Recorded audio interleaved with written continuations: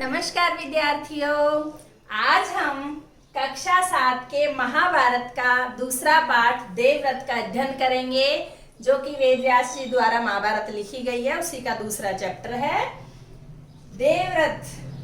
देवव्रत पितामह भीष्म का ही बचपन का नाम था। एक बार राजा शांतनु थे, वो गंगा के तट पर घूमने गए थे। वहां गंगा जैसी सुंदर युवती को देखकर उनका मन उस पर मोहित हो गया।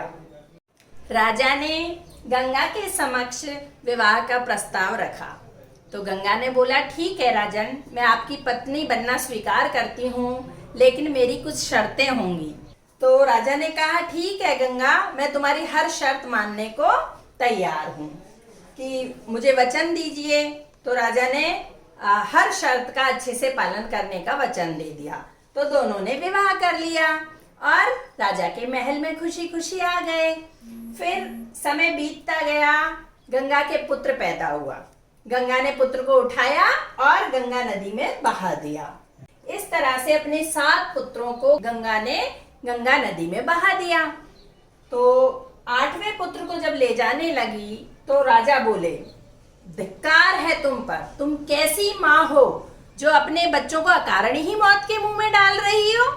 गंगा मनी मन मुस्कुराई, लेकिन ऊपर से अभिनय किया नाराज होने का। राजन, आपने वचनों का पालन नहीं किया, इसलिए अब मैं यहाँ नहीं ठहर सकती। ठीक है, आपने कहा है तो आपके पुत्र को मैं गंगा नदी में नहीं बहाऊंगी, लेकिन मैं आपके साथ भी नहीं रहूंगी।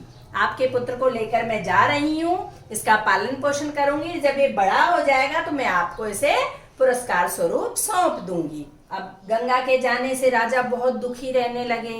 राजकाज में मन नहीं लगता था, दुनिया से उनका मन उचट गया, बिल्कुल विरक्त हो गया, कुछ भी अच्छा नहीं लगता था उनको। फिर भी वो कोशिश करते कि राजकाज में अपना मन लगा सकूं। फिर बहुत दिनों बाद एक दिन राजा शिकार खेलने गंगा के तट पर गए तो वहां उन्होंने देखा एक बहुत सुंदर और गठीला युवक जो बाण चला रहा था गंगा नदी में, और नदी की जो लहरें हैं वो थम गई थी। तो राजा एकदम स्तंभित होकर देखने लगा कि क्या आश्चर्य की बात है। इतने में गंगा स्वयं प्रकट होती है और बोलती है, राजन, पहचाना मुझे और इसे?